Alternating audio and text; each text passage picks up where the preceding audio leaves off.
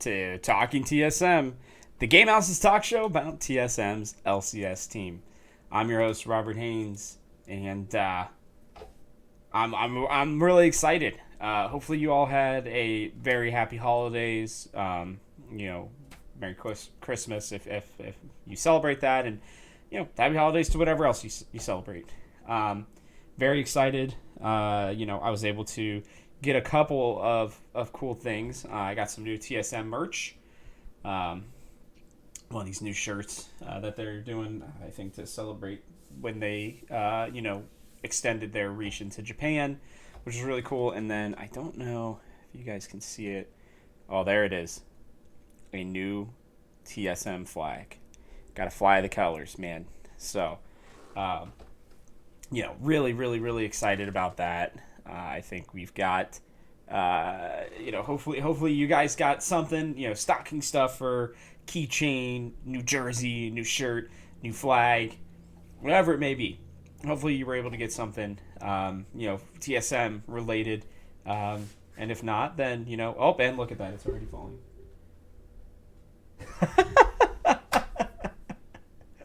Well, I'll fix that later. Hopefully the other side doesn't fall before the end of the show. But whatever, that's fine. I'll fix it later. But yeah, no. Hopefully, you all had a good holiday, and hopefully you're able to show off your TSM spirit. If not, then make sure next time that you get into a giveaway, because I can already guarantee you there will be more giveaways next year for more TSM, everything that I can think of. I imagine once the New Jerseys launch, there's a chance that there will be another jersey giveaway. Hint, hint, maybe. So, either way, we are now in that time period between Christmas and New Year's. And we are getting ready to start the new year. And, as far as it sounds like, every player for TSM should be boot camping now. I believe they had the opportunity to spend Christmas with their family, and then I think the expectation was that they would show up after that, or celebrate the holidays specifically. I don't know if they all celebrate Christmas. Shouldn't assume. But yeah, so they should hopefully be coming in the next day or two to wherever their boot camp is, whether it be Korea or China.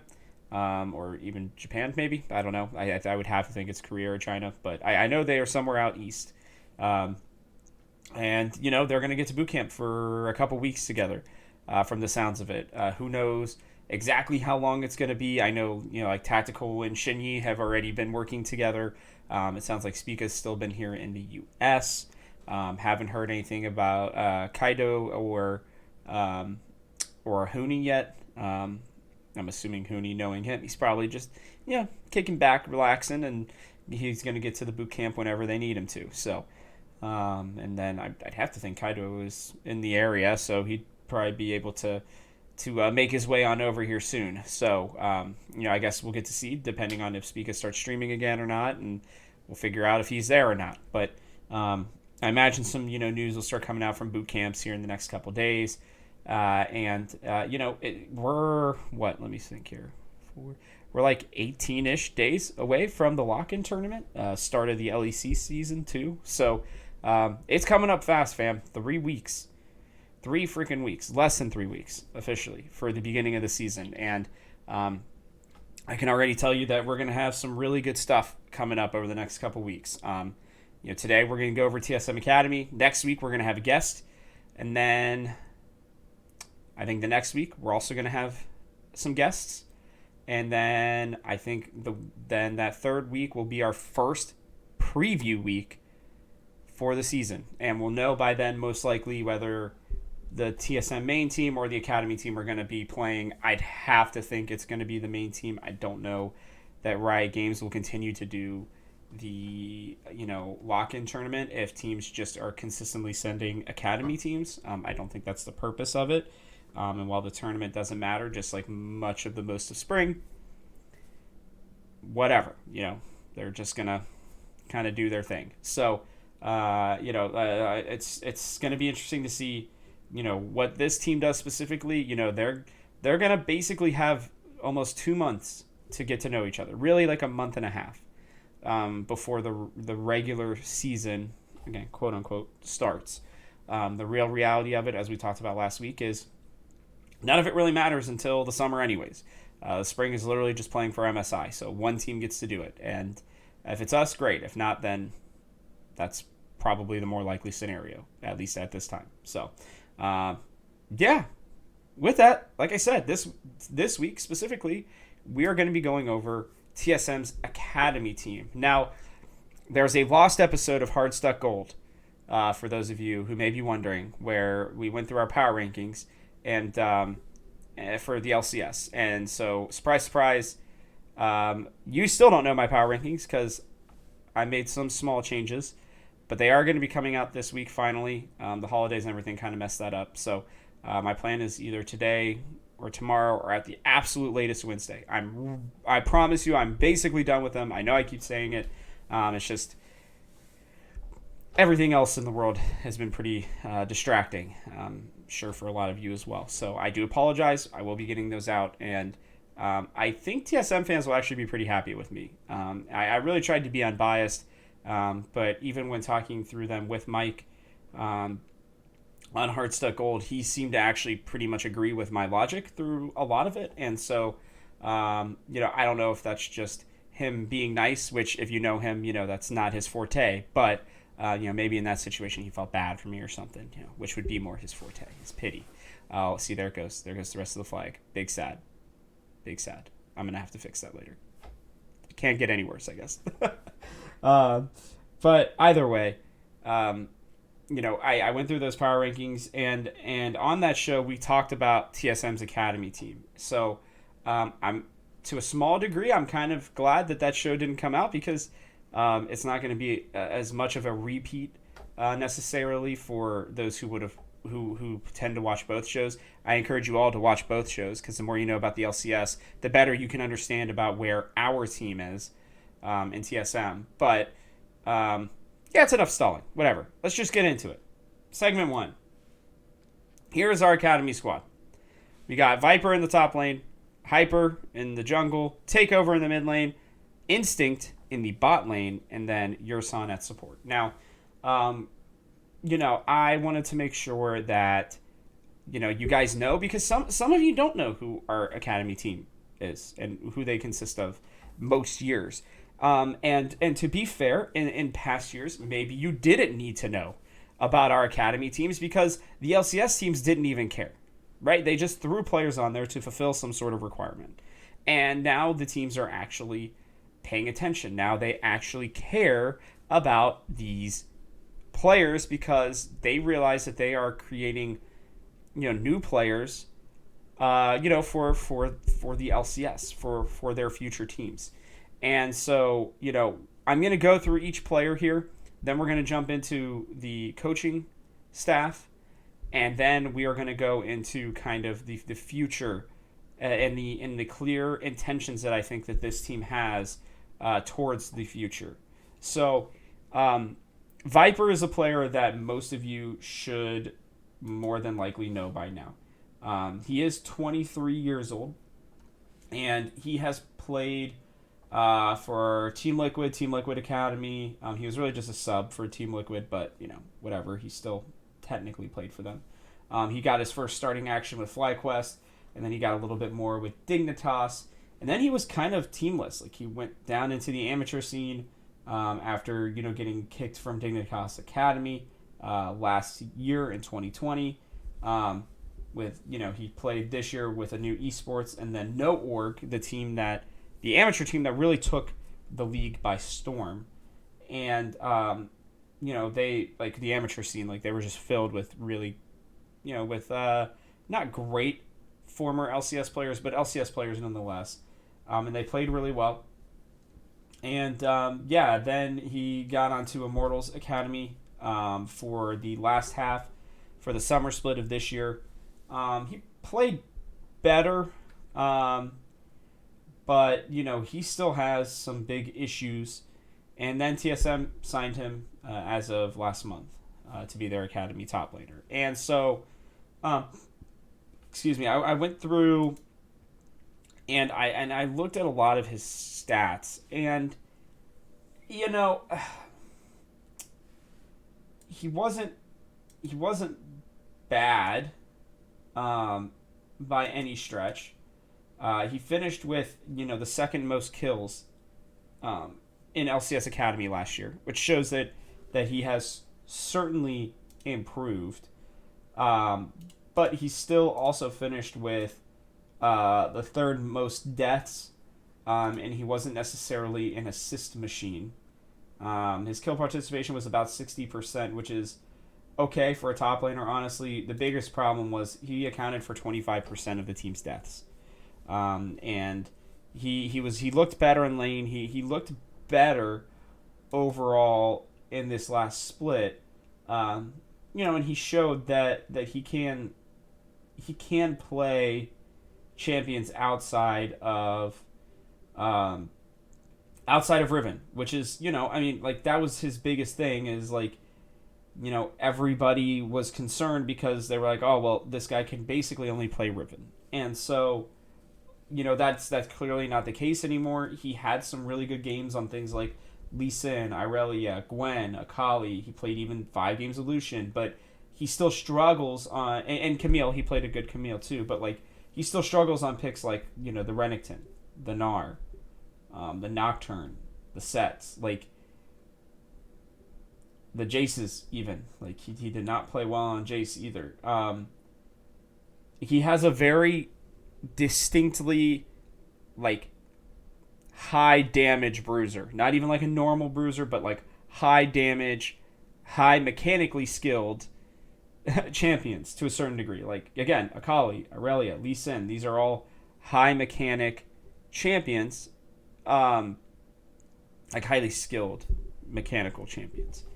And it's interesting when you put him on a champion like again like a Renekton or a Gnar, where the actual mechanics of the champion are just not as good, and he still struggles on them. You know,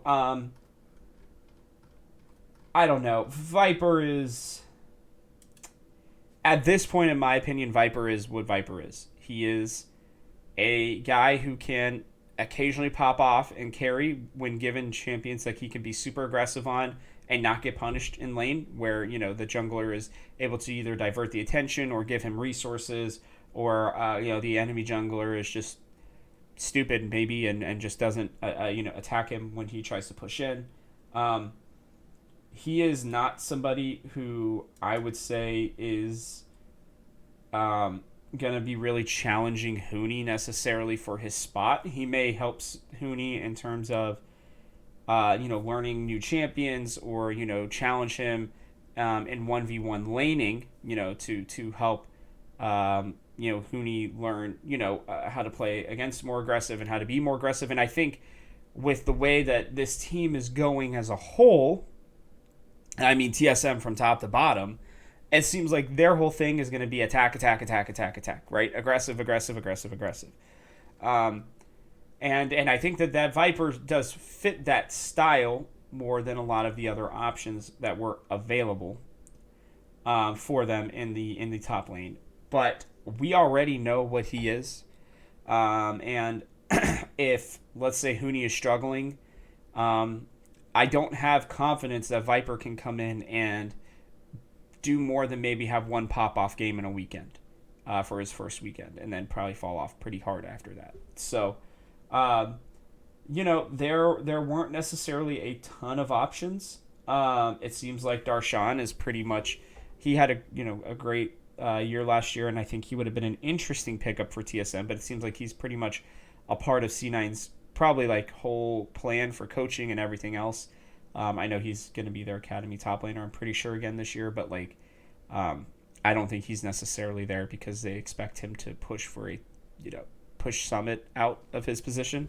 I think he's more there to again be like a voice of reason. I mean, he is the head of the players union or whatever it is for the LCS. So yeah, I mean, I think there were some other options that maybe were interesting. I think they probably could have gotten somebody like Tony Top. But, I mean, the options for NA are super limited. I mean, it's just... like, I'm actually a little surprised, truly, that they didn't keep Hanser. I think Hanser would have been a little bit of a better option here, and I think he would have allowed for TSM to keep a brand name when they're losing so many of them. Good old Kevin, and hopefully, he could even bring back the headband if he needed to. But looking at Viper, what this screams to me is they believe in Hooney. Plain and simple. When I look at Academy teams, it's, does this player have potential for the future, or are they there as a backup for last year, or for the position? And we saw that last year with Hanser being the backup for Hooney and Cody Sun being the backup for Lost. In the two positions where TSM felt that there was the biggest possibility that they could need a sub, right? They put two players there that they felt like could easily just slot themselves in and win, or at least give them a good chance to still win. And so, when I look at Viper, I just see, all right, he is there because he fits a certain style that they want to play. He is older in terms of being an academy / prospected player. He saw some growth last year. He did play better last year, but he's still very limited. And so, again, to me, I mean, that screams Hooney. Hooney's our guy. We don't need to worry about it. It's just, he's there on an absolute, just, if you desperately need somebody, I guess. And I'm sorry, Viper, like, that's no insult to you. I think you do have still some promise left, but it's just, that's what it seems like the move was there for me. The second player here is Hyper. And if you remember, Hyper came in last year after Babip left to go back to Australia. And he played pretty well. And I mean, this guy is still younger. He's only 21. He showed some promise. I still think he is somebody who, again, I don't see him, taking over for Spica. But he plays well around his laners. I don't think that he's somebody who is necessarily going to, he's not going to, like, carry necessarily. And I think more than anything, he fits the style for Takeover really well. In terms of being able to, provide support and be able to, I don't know, just be his, I mean, fit that mid lane, that mid jungle duo. I think he just plays that well, and he's also North American. So, he kind of fills certain roles, I would say. And he came over to TSM, and he played pretty well, honestly. His Rumble was good, his Viego was good, his Lee was good, his Nocturne was good. Played a lot of Diana, struggled on her. Played some other off champions and struggled to a certain degree. But when it came to most of the meta champions, like, we don't see him playing Morgana or anything, because I think Morgana was out of the meta by the time he came onto TSM. But he did play it earlier in the season, and it looked pretty good. He's he's a really bad Diana player. I think he went like a combined 4 and 10 on her for the year or something like that. But got progressively better from the looks of it. But regardless, like, he's generally behind in gold because I think he's supporting and roaming around with his mid laner. He is somebody who I think has some potential still. I think he absolutely can be impactful for the team if necessary, but surprisingly, with all the young junglers coming up, I guess they think that he has another big step to take. And it's hard for me to say yes or no on that. He's been in the competitive scene for a number of years now. He's still only 21 years old, but he's really been a bit of a journeyman. I mean, listen to all these different teams in amateur. Dawn Esports, Hoons, Doggos, Mirage Esports, Radiance, Aqualix Esports, Issue is Critical, XT Esports, Just Randoms, Illinois State, and then TSM Academy. I mean, he was on what? 1, 2, 3, 4, 5, 9 teams. 9 teams in basically like a year and a half. Almost 2 years. And like his time on those teams were always very short. His longest time was on Radiance when he played for 6 months for them. Other than that, it was 29 days, 24 days, a month and 3 days, 2 months, 2 days on one of these teams. I guess he was just a fill in there. About 3 months. I mean, it's just like, now I guess TSM Academy is actually his longest tenured team, which is 7 months and whatever else they're going to do for this spring. And so, this is not like, again, this is not like a poop on Hyper. It's just, I think he fills a role. They're not worried about Spica this year, obviously needing a replacement. So his goal is probably to help Takeover get better and show if maybe, they need him next year for some reason. If Spica leaves, that maybe he could be that guy. And I think that's what he's going to have to show this year. That's the only way I can really see him, sticking around on this team even for the year past. There are a lot of young junglers that are coming up through the LCS and their different scouting combines and all, this new amateur system and everything like that.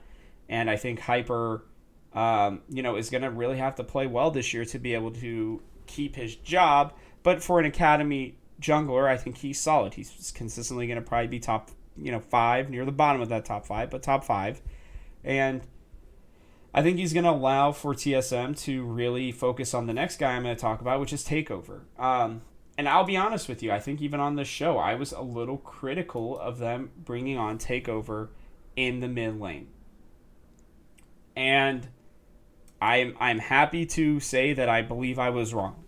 He literally just turned 19 like 5 days ago, so I guess belated happy birthday to you, Takeover. And when he came over from Latin America, that's where his residency is, even though he was born in Korea. I was very skeptical because everybody had been saying sword, right? This guy is the next just great mid laner, right? And I was really upset still about Cat Evolved. I'm still upset about Cat Evolved. I think he's a great talent. I wish he would come back. I guess he believes that streaming is his forte, is where his career path is going to be, and I wish him nothing but the best with that. But, I really was worried about Takeover when they brought him in. I kind of was like, okay, well, is this guy going to be able to really be what TSM wants for the future? And I'm happy to say that he might be, honestly. And I think that while he's not ready yet, I think if they had gone with Takeover for the mid lane, while a lot of people would have been upset, I don't think he would have been all that bad. I think that there are a lot of mid laners who are in the LCS right now, who are near the bottom tier, that I don't think are anywhere nearly as good as Takeover, honestly. Or not nearly, but just aren't as good as Takeover. And like in 18 games, so half the games from what, the rest of Academy did, he did 82 kills. If you double that, right, in terms of like meeting the 36 games, he would have led the league in kills. He would have been still near the middle / bottom. Probably closer to like the middle in terms of deaths. And, he would have been a little lower in terms of assists, but he generally won his lane. His gold difference is good. His XP difference is a little bit worse, but I know that he was also roaming a lot. And his CS per minute was 8.5, which is really freaking good. It's tied for second in LCS Academy. And, he was earning, well, that doesn't matter. He's doing 460-ish damage per minute, which is near the lower side, but I believe that that's just because I was the way that TSM played back in the day. Last year. Sorry, brain is still waking up here on this Monday morning as I record. But, he's shown an ability to play a lot of different champions. He's shown an ability to be aggressive when necessary. He's shown an ability to play control mages when necessary. He's just shown an ability to be a good player overall. And he's one that I think is only going to get better. And I believe the one good, really good thing about him being on TSM Academy for last year and hopefully this year is I believe his time towards being an NA resident has already begun. I'd have to check the rules on that, but I'm pretty sure that it counts even in Academy. It'd be interesting if it counted for amateur. You could potentially use that system, use and abuse the system. But I think it does account for TSM Academy. And so, as he continues to get better and as he continues to get this time, I think he is when I look at it, I say, okay, Kaido is our mid laner. I'm personally still really excited to see what he can do. And I think that, he's going to be nervous at first, but I do think that there's a real possibility where Kaido is much better than people anticipated. And so, with that, I think that they are committed to younger players, and I think that Takeover is a really good young player that surprised a lot of people. I mean, he took over this role. It did not feel like he was going to take over for Sword. Sword struggled mightily. And Takeover came in and really stabilized this team in the mid lane and played very, very well. And I think having another year with Hyper is only going to help him. It's probably only going to help Hyper too.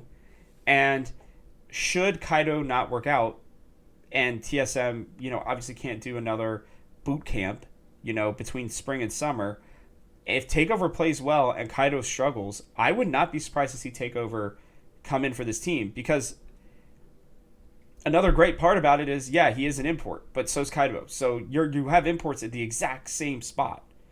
And I don't think that it is unintentional. I think TSM has a big brain, by the way, in all manners, and I think they did this on purpose. If you look in terms of the import slots where they are on this team for Academy, they are in the exact same spots that they are in for the LCS team. Takeover and Yurson, who we will get to in a little bit, are both of our import slots, whereas Viper, Hyper, and Instinct are all North American players. Well, you look at the TSM, LCS roster, main roster, and it is Huni, Spica, and Tactical, who are all of our NA players. Well, that's convenient. Top, jungle, bot lane / AD carry. Okay, cool. Oh, and then, Kaido and Shenyi are mid and support. Meaning that they can swap whoever they would need to, essentially. And I think that is so freaking smart, because it doesn't create this potential problem where, say they had gotten, an import top laner instead, which, again, import rules, I believe, are the exact same for Academy. I think you can only have two. But, regardless, right, let's say they get rid of Yurson and they decided to go with somebody else in the top lane, then they would be able to, then they'd have a problem if they wanted to switch them in for Huni, right? They'd have to, put somebody else in at support or mid. And so by doing this, they're just big braining it. They're not worrying about that. They're like, okay, hey, if we need Takeover to come in and play, then Takeover can come in and play. And I think he does play a little bit more of a unique style compared to Kaido, but a lot more like assassin-y AD champions, honestly, than Kaido. But Kaido can seemingly play almost any champion in the LCS, or in League of Legends. So, flexibility is going to be huge for him. But regardless, there's a lot more aggressive / assassin-y AD type champions in Takeover's pool, and he's slowly but surely learning these, Rises, the Syndras. I actually don't even see an Orianna on here. Wow. I don't know if he plays Orianna or Azir. He plays 2 games of Azir and struggled. So, yeah, control mages really aren't his thing, but, I think he needs time to learn those. And so, I love Takeover on this team. I think he's a very integral member moving forward. And, I think that he's a more than serviceable backup in case if Kaido doesn't work out for some reason, or if he needs to split time.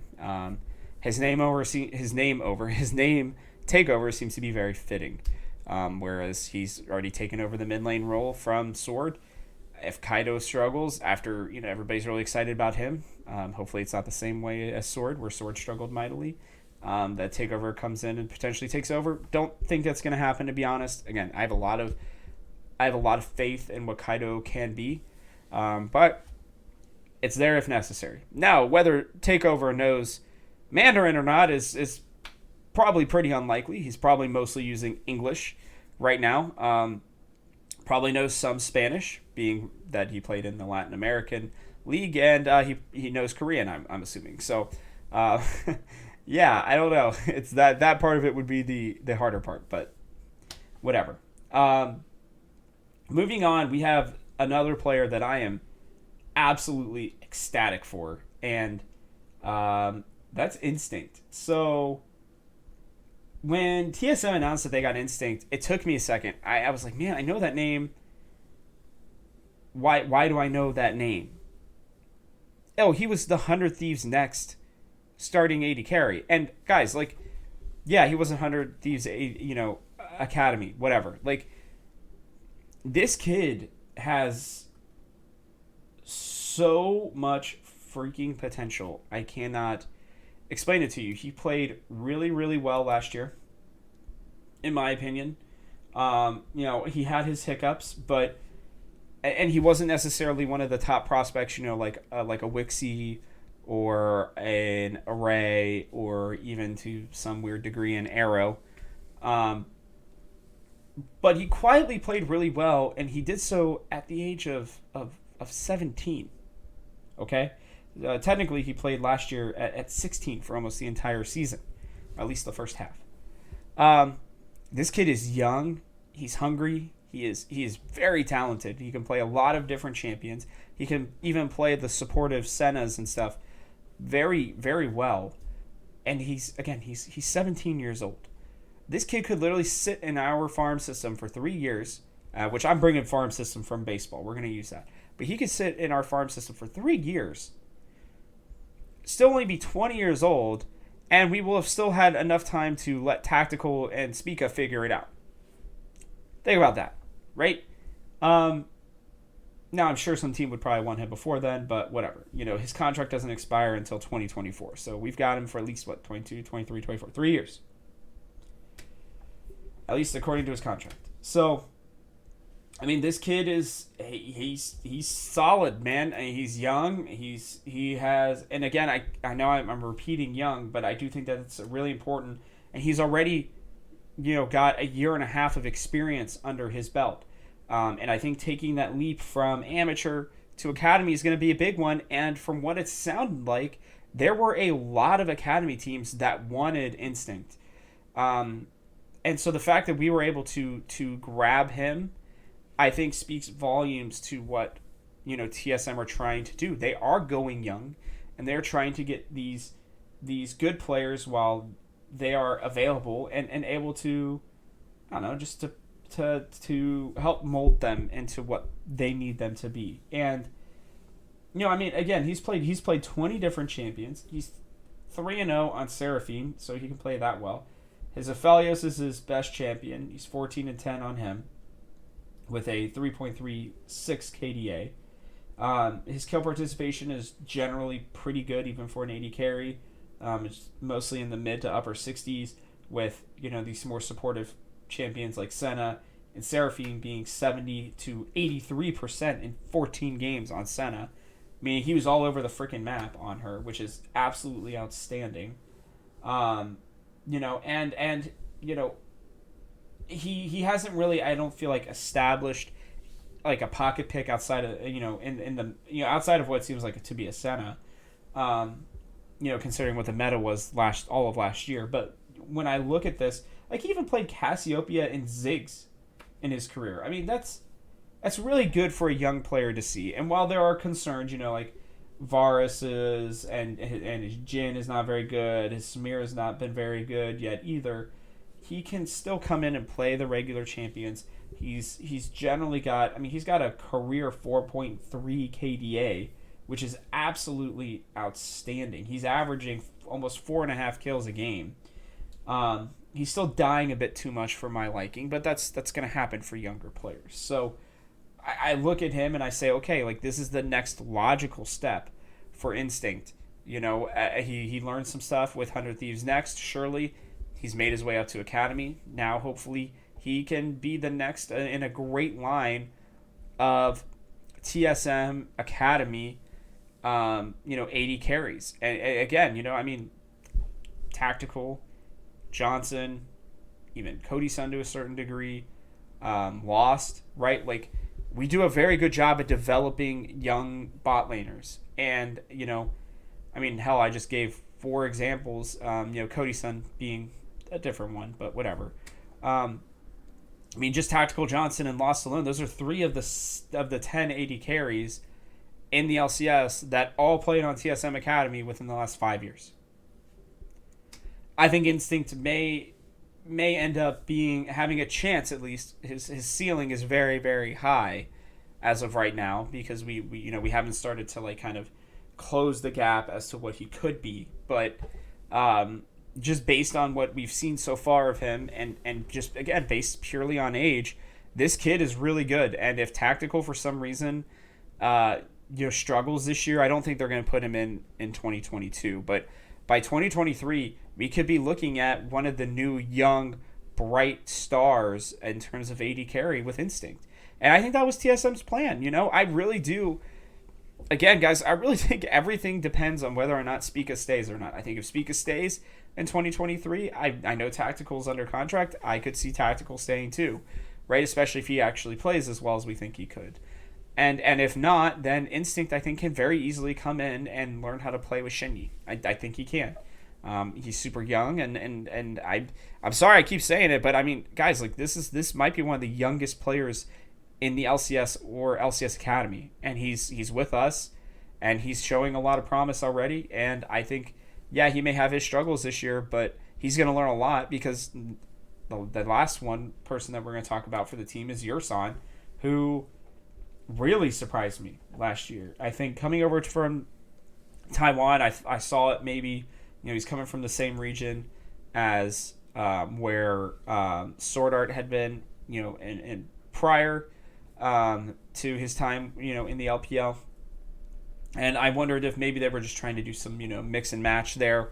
And Yursan played really well. I would argue that he not only did he make the greatest progress on the team last year, but this kid was a roaming and ward placing monster. I mean, it was just like, you look at it, and as I bring it up here, I mean, his wards placed per minute, guys, almost 2 wards a minute. Okay, basically on cooldown constantly. And that may not seem like it means a lot, but like, the next closest player was Newbie at 1.6 wards per minute. This kid, I mean, he clearly wanted to stay with Yellow Trinket because he didn't clear as many wards. He was actually the worst at clearing wards, but he always made sure his team had vision. And maybe that was the role that they wanted him to play. But, I mean, it was impressive. And, he wasn't too far behind in terms of lane when he was there. But, his kill participation was 68%. We keep saying 70% is that super magical number where you're like, okay, this is pretty good. And when you watched your son play, it was like, oh, this kid is starting to get it. He as he got more comfortable with Cody Sun, and I think playing with Cody Sun was probably a really good boon for him. Now it's going to be his turn to kind of teach a younger kid in terms of instinct. But like, I don't know. It's really interesting to see the evolution of him, and I worried that they might lose him. And while I have the utmost confidence in Shinyi, and more so than I do Kaido, I'm kind of sad because I don't know that we're really ever going to get to see Yursan play on TSM. I think he's, a really good player, and it's sad to me because I believe that by even summer, some team may buy him or trade for him. Um, and he's only 20, I believe. Yeah, he doesn't turn 21 until May, so he's still very young. He's still under contract through 2023 as well. And I think they do see him as a potential option should Shinyi not work out. But I mean, realistically, he also does know Mandarin. I'd have to think. No, that's stupid for me. Sorry, guys. I thought he was from somewhere else. I remembered he's from Taiwan, so maybe he knows Mandarin. I don't know, but um, he's a very interesting player to me for this academy team, and one that I don't know that we'll ever see on TSM. I just don't know.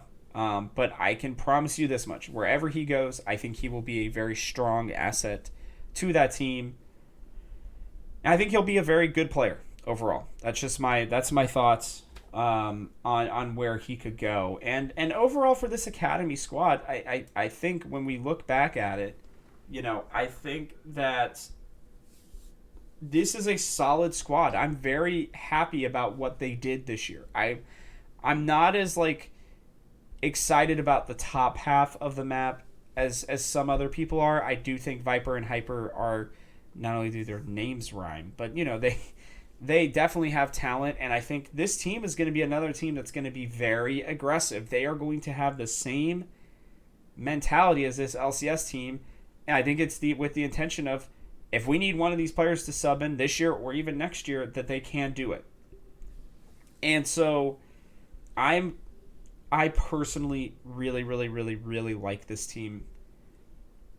And I do believe that there's a chance that they could be one of the top academy teams in the LCS come the summer, tournaments that they end up doing for the LCS, academy squad, and amateur. So definitely a big fan of this, and I'm excited to see what they do next. So with that, you got to remember too, there is the academy head coach, or I believe he's the head coach. It's Gunaso, who was the amateur coach from last year. I think he did a pretty good job with TSM Amateur. I don't think that they were, he was he was an analyst, I believe. Let me make sure this is right. Yeah, he was an analyst with TSM Academy for looks like for most of the year last year, while also still running the amateur team. I don't know exactly how he did that, but he did a good job, and it looks like from his last tweets and stuff that he's helping to put together the amateur squad as well. Obviously, I don't think he's going to be the coach of both squads. That would be absolutely insane. But what I will say is that this kid has clearly, he's kind of worked his way up through the coaching hierarchy. Within a couple months, he went from being an amateur coach really for only about 3-4 months after being a support in EU for just a little while. Clearly, he just felt like his career was coaching, and he did from all accounts, he did a good job last year, and I really like the fact that they decided to bring him in as their academy coach. I do believe technically this is in conjunction with Peter Zhang still. I believe that Peter is still going to be helping with the TSM Academy squad, as he is the head of player development, and you're going to want him to still develop your academy and amateur squads as much as you are going to want him to develop your LCS squad. But it's clear to me that that Gunaso is going to be able to, I think, take what he saw from the 3 players that did return and Hyper, Takeover, and Yursan, and hopefully coach them up and continue to kind of grow with them. He's somebody who I think will probably get an LCS coaching job in the next couple of years if he continues on the trajectory that he is on, and he continues to make players better, which is his whole job at this point. So he's still young. He's only, let me see here, he's about the same age as Viper, I believe. Let me check. Yeah, he's 98, so he's 23 years old, maybe getting close to 24. So he's somebody who's still learning the ropes, it would seem, as well. But I'm really intrigued by. I'm honestly really intrigued by this decision to bring him up, and I'm excited to see what he can do, because I think this is time for Peter to move up more to the LCS team. And while others disagree with me, I just think that this is. I think it's a good decision overall. I don't know what else to say. We're gonna just have to see. With a lot of these players, it's just a wait and see approach, right? Almost everything on TSM is wait and see. We really don't have a whole lot of knowns on the whole squad. Whether from top to bottom, really. I mean, even Huni and Spica and Tactical can be slight question marks based off of what they might do with the rest of the squad. So, I expect that Gunaso is going to be really involved with Peter Zhang. I believe he's going to be taking a lot of, and again, I think this fits my theory that the LCS Academy team is going to be very much built in the same way and play in the very same style that, the main LCS team is, because, I believe Gunaso and Peter Zhang are going to be working together very, very much. And we'll have to see. Hopefully, apparently they're running tryouts. They ran tryouts, looks like 2-ish weeks ago, a week and a half ago, for the amateur lineup, and they're still looking for a head coach, at least according to this tweet from December 9th from Gunaso. So, nothing announced yet. I would assume that they've probably already figured out, who they are going to bring in, in terms of the amateur squad. So, that's exciting. I hope certain players that I've talked to in the past went in and gave that a look. But regardless, I think it was great. I'm excited for the coaching staff. I'm excited for the academy team, and I think now we have to jump into TSM's future, because we talked about it a little bit last week in terms of the LCS future, but I want to look at the organization's future as a whole.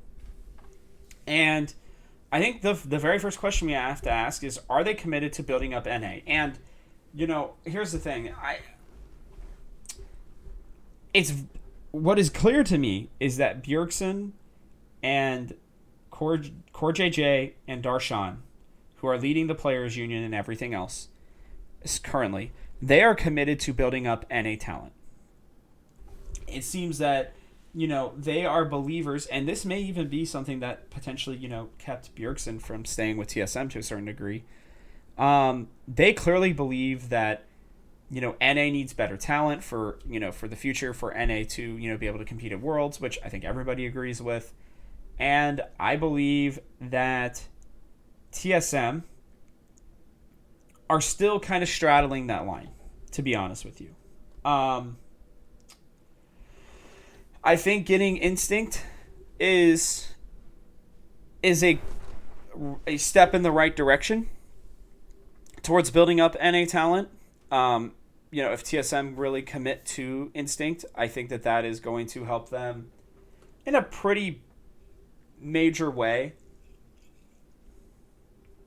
Again, we talked about the Tacticals and the Johnsons, and even Treats was an NA talent, but really, and Spica, I guess those have been their biggest prospects in the last couple of years that have really turned out. A Blaze Olive, Palafox in the past. So, okay, there we go. Brain is remembering. I think TSM has unintentionally created great talent, and I think that when I say unintentionally, I believe that it's mostly because players have been drawn to be on TSM Academy because, that was like team 11 out of 10, for the LCS. And I think some of the top talent wanted to go there because, hey, it's TSM, right? You want to be on their academy squad with a chance to be on their main roster one day. And so when I think about it, I think, it's clear that TSM want to get their players from China probably for the future, as long as Spica's on the team, most likely. And as long as now Kaido and Shenyi are on the team too. But in terms of NA talent, really, it's just Instinct right now. Hyper, you could argue maybe. Don Bray, I still believe, is going to be a very interesting support to watch in the future, who was on their academy our amateur squad. I hope he's on it again this year, honestly. I haven't seen anything about him, but, and then obviously Spica. So I don't know that TSM's necessarily committed to building up NA talent. I think they're committed to building up talent in general, is what they would say. And since 3 of the players have to be NA, then sometimes it is also going to include NA talent, is the way I see it. I'm very certain that one of the teams that were trying to get the import rule absolved was probably TSM. I would have to think. I would be more surprised if it wasn't them, which is disappointing to me. I love all of our players from all around the world. I want that to be very, very clear. But I also know that for NA to be great, for us to be able to perform at Worlds within the confines of the current rules, which I think are healthy for the game at this young of a stage, and are healthy to be able to make sure that people still want to watch NA League of Legends and still play NA League of Legends and still try to be great at NA League of Legends. I think the rules are fine for now, and I think, I am a little disappointed that TSM doesn't want to, support them a little bit more, but that's okay. Will they actually try for an amateur team? Now, I ask this because we still have not gotten an announcement. There are a lot of teams that may not try, and I could potentially see TSM looking at amateur, trying it, saying, we didn't get a coach, or we didn't get, this or that. So maybe we don't need the infrastructure for it. What I will tell you is every team that I believe is going to be great for now and the future, 100 Thieves, EG specifically, and I think C9 to a certain degree, they're all going to have academy and amateur teams, most likely. I know 100 Thieves and Evil Geniuses they are committed to that. They have clearly already found great talent in players like Jojo Pyun, Danny, Tenacity, Kenvi, right? They all great NA players. And even 100 Thieves, I know they don't technically have an NA player, well, they do now with Tenacity on their team, but they clearly see the future and they understand that they need to. So they've started building that path for their players and for their team. And so, I think TSM will try for an amateur team. I really hope that they do. It would be, again, I think really stupid for them not to. I think they can use it as a way to test out players that maybe they thought about for academy, but decided, maybe not, and try to find the players that can replace those players at some point. I mean, specifically a top laner and a support. Again, nothing against your son. I think he's just going to be gone, and so I think they should start looking for, options at support. Now, they're going very young for their LCS team, so an amateur team would be more of building out players for the long-term future, right? Like, again, a couple years down the road. If I'm TSM, I'm signing every 16 or 17-year-old potential stud that I can. I don't care. Have 6 players, 7 players on the roster. It doesn't matter. But that's what I would be doing. I'd be going to high schools or into all these amateur teams and saying, okay, yeah, your mechanics are maybe a little bit rusty on these champions, but clearly you've shown a high ability either in strategy or in whatever they're looking for in these players, and just grab them and give them a chance. I just don't want to see a bunch of 22-year-olds on an amateur team. I'm sorry. And I'm sorry to all those players who I know work really, really hard at trying to be a great player. And I really hope that you get your opportunity. But when it comes to my team, in terms of the one that I support, and when it comes to thus TSM Amateur, if they are doing this in a way that, I don't want them to make the same mistakes that they did with the academy teams of the past. Amateur is another way to build out your farm system, and at a minimum, you can create some great players that you just end up selling their contracts to other teams in the future, right? And the more young talent that you create, the better your team can be for the future, because they will push your team to be better, right? Again, look at 100 Thieves specifically, because they've done it right, in my opinion. Tenacity is clearly ready for the LCS. Someday had a bit of a decline. They're going to let those two battle it out especially for the spring. And I bet by summer we will know who is starting. And whoever is not starting is going to probably get sent down to Academy, is my guess. Or they will continue to split time-ish, right? Obviously, I think they are clearing a path for Tenacity in the future, but they don't want to do Someday wrong because he still is a solid player, and he stuck with them through like literally every terrible, crappy thing that's happened to them. Kenvi wanted to only go to a top 5 team, apparently, or at least the top team that could compete. I bet you CLG wanted him. I bet you who would be another? Dignitas probably wanted him, and he's gone now. So, he went back to 100 Thieves Academy because I believe that this team's gonna see how Closer does. I think he's a great jungler. I think he will always continue to grow. Not always continue to grow. God, wow, my mouth and my brain are disconnected today. Resetting. I think Closer's a great jungler. I don't think that Kenvi's going to be taking his spot, which is the reason why that they aren't running a 7-man roster. Considering Closer almost won an MVP last split. But should he struggle, Kenvi is right there to take over. And if not, then they're going to end up selling Kenvi to one of the top teams who will most likely need a jungler next year. And probably make a lot of money off of it. I'm just going to be honest. I think that is a very likely scenario. And I'm going to let you guys know right now, Kenvi's a player that you should watch in Academy this year because I personally believe that if Spica decides to leave this team next year, which would obviously kill us, I think TSM are going to go very, very, very hard in trying to get Kenvi. That's my personal opinion. So, yeah, I wanted to make sure that you guys could see me because, that's what I believe is going on. And then I want to quickly talk about, what Parth said only for the main team, but I think could be talked about for this team as a whole. In the video where they were talking about, Bjergsen leaving, Parth talks about, their commitment to young talent, right, and their commitment to developing talent. And while I do believe he truly was talking about, finding young developmental talent for the LCS roster and wanting a culture revival and shift and everything, which I think they've already started. I'm very excited to see that. I think it spreads towards all of TSM. They have said in the past that they are committed to Academy and that they are committed to creating talent. Again, I don't think necessarily NA, but creating talent.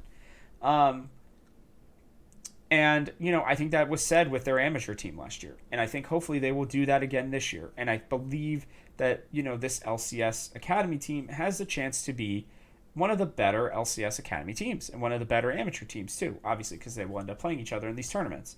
Are they going to be the best? Probably not. But could Takeover and Instinct end up becoming very, very valuable to this team for more than just, potential roster spots, even potentially, selling them if necessary?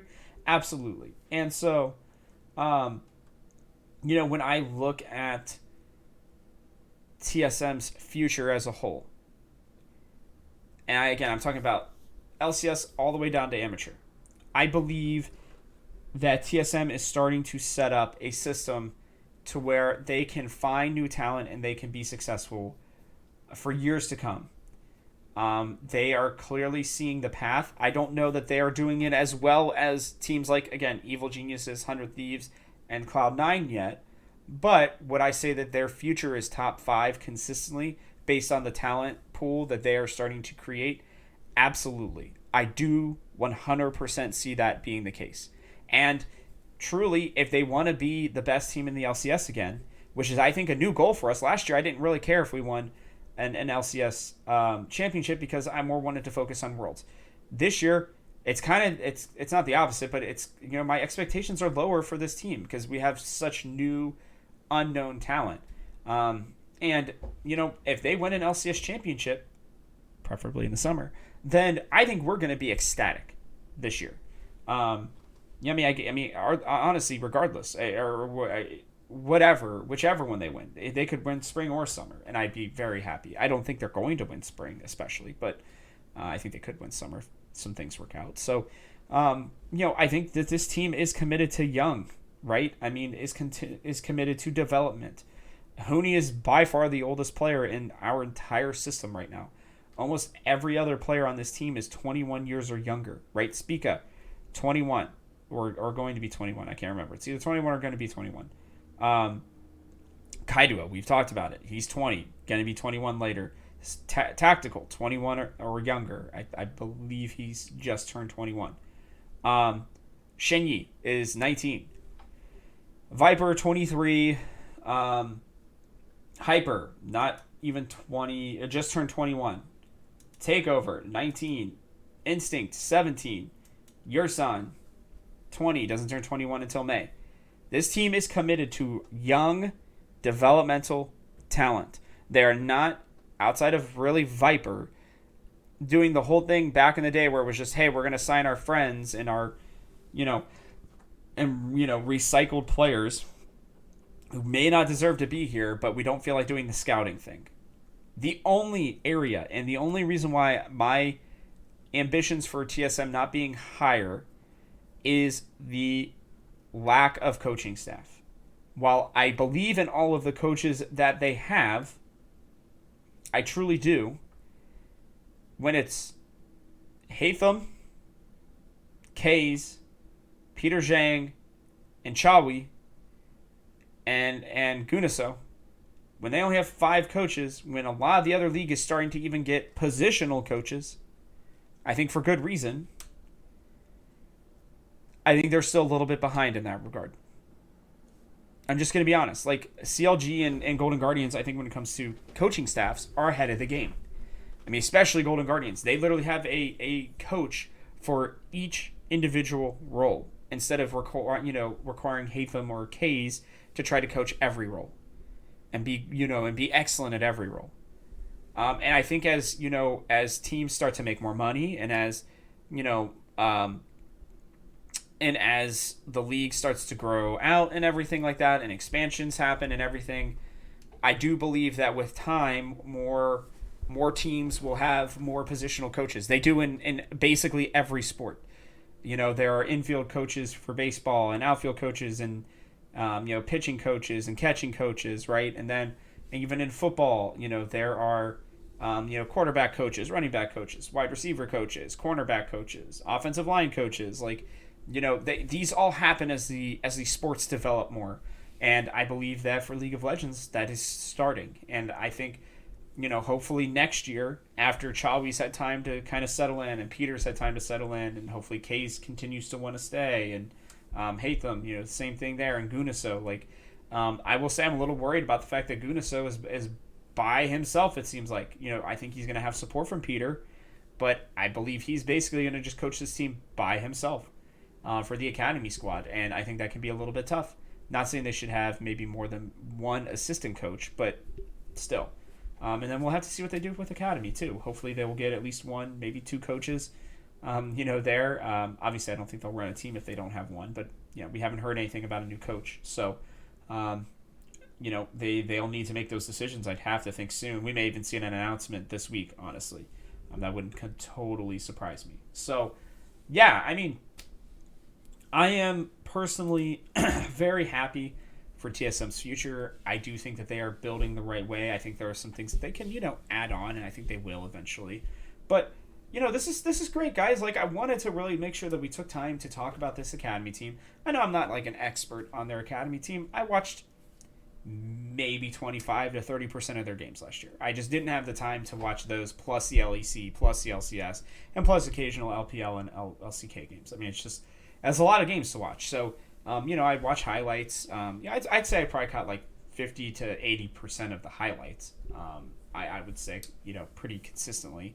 And talking with Cody's son, I got some insight into what was going on with the team. But overall, I'm really, really excited about, the young roster for the Academy, the young LCS roster, and their fact that that TSM does seem committed to development. As a whole. And I hope that you guys are too. I mean, let me know in the comments section, what do you think of these Academy players? Who do you think stands out to you? And what are your thoughts on... I'd love to know everybody's thoughts on developing NA talent. Do you not really care? Do you think maybe, they should try to develop them a little bit more? let me know. I'm going to be really intrigued to see. But with that, this is the end of the show. I mean, happy early New Year for those of you who will be celebrating, I guess, a couple days now. Have fun, be safe, all that jazz. But this will be the last show of 2021. Can you believe it? We had a full year of talking TSM. I'm super excited. I can't even believe it, honestly. I'm like, oh my god, we did talking TSM for a full year, calendar year, full 2021. We had some little breaks here and there, just based off of the team's not doing anything and whatnot. But yeah, I'm very grateful and thankful for all of you who've watched for all of 2021. Here's to 2022, and I hope you guys are really excited. Like I said, I've got some guests. One of them I think is going to be maybe a bit polarizing for some of you, but I'm really excited to hear their perspective on the team, where they think they're going, and I think it's going to be a very interesting episode, to say the least.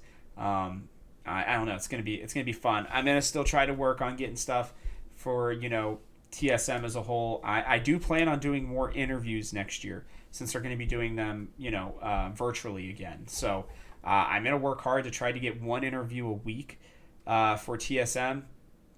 I'm at least going to request one every week, and hopefully I'll get them.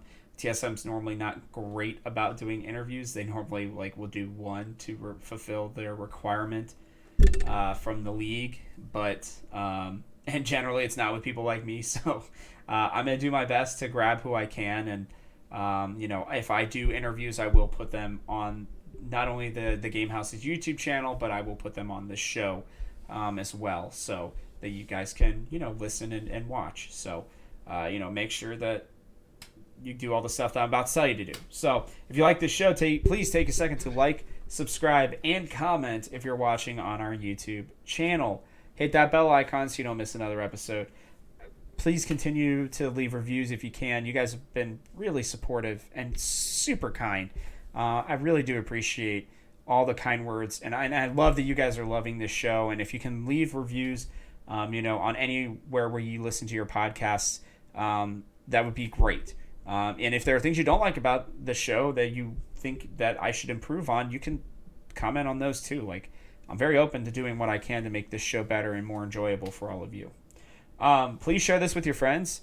You can find me on Twitter at TGHRobertHaynes. As a reminder, if you guys want updates on what's going on with the show, on what's going on with TSM, go follow me. I'm going to be continuously updating you guys on every single thing that I can, and giving you guys reactions to what I see. Also follow the Game House at TGH Esports. You can get a ton of great esports news there. We've been lacking a little bit in that regard lately, but 2022, man, all good new things, hopefully. Lastly, head to thegamehouse.com. Check out our articles. Like I said, I should have the power rankings going up this week. I promise I'm going to do everything I can to have them. They are basically done.